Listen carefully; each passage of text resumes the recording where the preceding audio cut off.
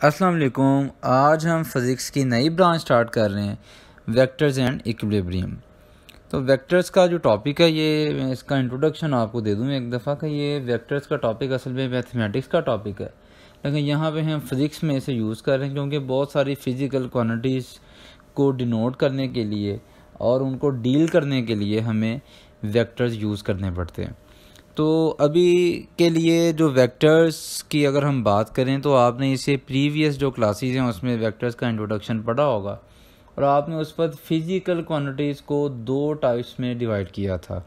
आपने कहा था कुछ ऐसी फ़िज़िकल क्वांटिटीज़ होती हैं कि जिनको एक्सप्लेन करने के लिए सिर्फ हमें उनकी न्यूमेरिकल वैल्यू या मैग्नीट्यूड रिक्वायर्ड होता है। उनको हमने बता दिया था कि ये स्केलर क्वांटिटीज़ हैं, जैसा कि टाइम है और लेंथ है या मैस है, ये हमारे पास सारी स्केलर क्वांटिटीज़ हैं।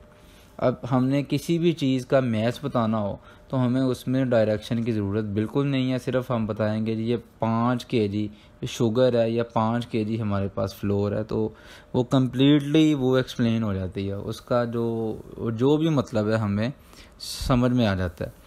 जबकि दूसरी तरफ कुछ ऐसी क्वांटिटीज़ हैं कि जब तक उनकी डायरेक्शन ना बताई जाए तब तक वो मीनिंगलेस हैं, वो बात पूरी समझ में आती नहीं है।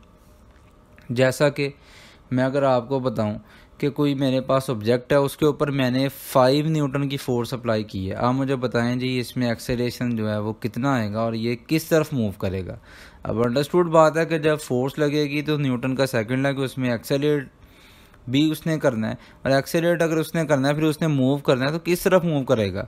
तो आप मुझे उस वक्त तक नहीं बता सकते जब तक मैं आपको फोर्स की सीमत ना बता दूं। तो यहाँ पे फिर हमें बात जो अगली आ रही है समझ में मुझे है कि फोर्स सिर्फ मैग्नीट्यूड बताने से बात क्लियर नहीं होगी, फोर्स में हमें साथ सीमत भी बतानी पड़ेगी। तो फोर्स फिर वेक्टर क्वांटिटी है।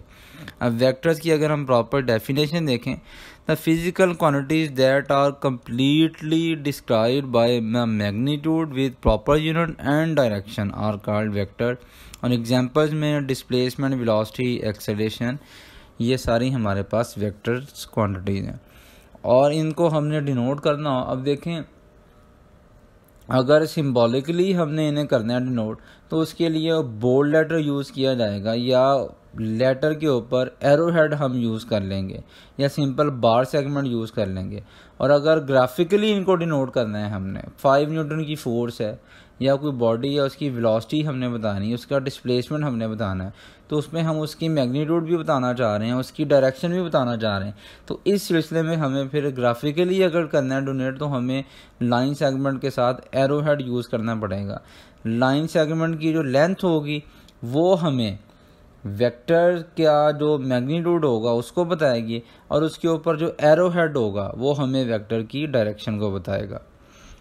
अब वेक्टर को ग्राफिकली डील करने के लिए हम रेक्टेंगुलर कोऑर्डिनेट सिस्टम को यूज़ करते हैं। अब ये ग्राफ वाला जो सिस्टम है इसको आपने पहले भी यूज़ किया होगा, तो इसकी अगर हम डेफिनेशन देख लें, the line which are drawn perpendicular to each other are called coordinate axes and a system of coordinate axes is called rectangular or Cartesian coordinate system।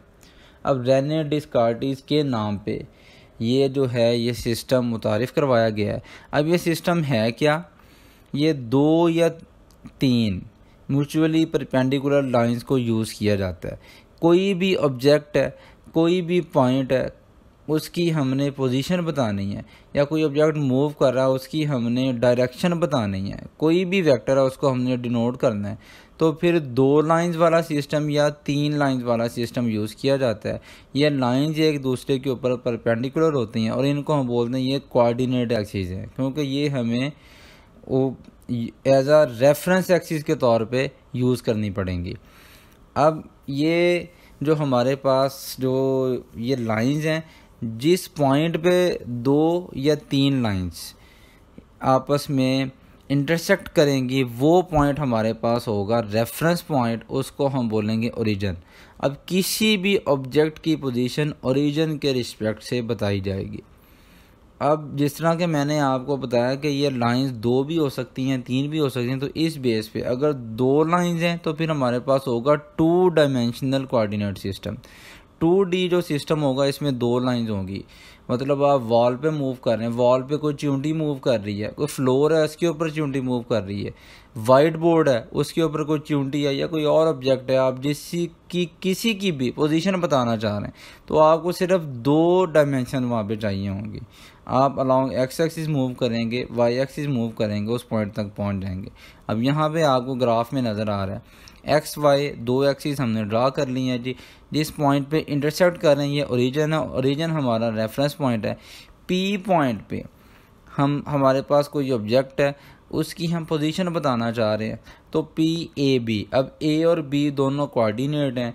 A coordinate along X axis है, ये हमें बताएगा कि इतने units हमने along X axis move करना है, और B units along the axis move करना है, तो हम पी पॉइंट पे पहुंच जाएंगे। और अगर हम सीधा एक लाइन वहां तक ड्रा कर देंगे और एरो हेड वहाँ पे साथ आगे लगा देंगे तो लेंथ ऑफ द लाइन ये हमें मैग्नीट्यूड बताएगी, और ऊपर जो एरो हेड होगा वो हमें डायरेक्शन को बताएगा, और डायरेक्शन यहाँ पे थीटा के थ्रू भी बताई जा सकती है।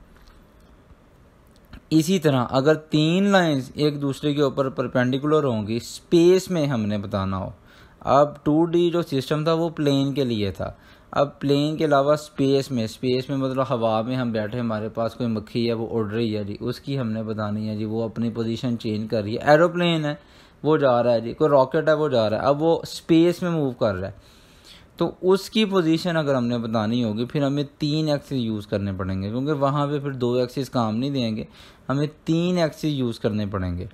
तो ये 3 लाइंस फिर ड्रा की जाती हैं, ये तीनों लाइंस एक दूसरे के ऊपर परपेंडिकुलर होती हैं, और कोई भी ऑब्जेक्ट की पोजीशन 3 कोऑर्डिनेट्स में बताई जाती है। अब ये थर्ड जो लाइन आएगी ये जी एक्सिस आएगी, एक्स वाई और जी ये 3 एक्सिस होंगे।